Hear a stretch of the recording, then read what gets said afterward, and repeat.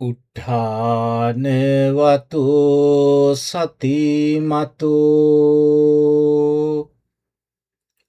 සුචිකම්මස්ස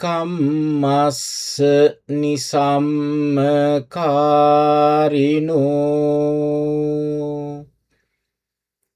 සංඤතස්සච ධම්මජීවිනෝ අපමත්තස්ස යසෝභි වඩ්ඩති. මිනිස්සෙක් හැටියට අපේ ජීවිතේ කීර්තියක් ගෞරවයක් ලබන්න අපි කවුරුත් කැමතියි. නමුත් ඒ යසස ඒ ගෞරවය ස්ථිරවම ලැබෙන්නේ කාටද?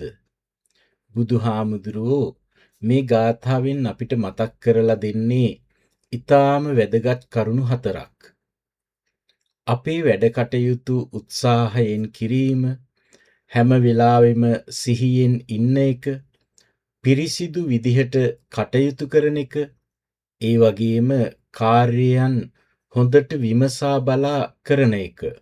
මේ දේවල් ජීවිතයට එකතු කරගන්න කෙනාට සමාජයේ මොන ප්‍රශ්න ආවත් අනිවාර්යයෙන්ම ඒ කෙනාගේ ගුණගරුක බව සහ කීර්තිය දවසින් දවස දියුණු වෙනවා.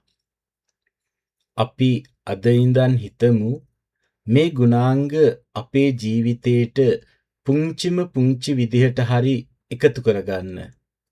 ඒක තමයි සැබෑ ජයග්‍රහණය.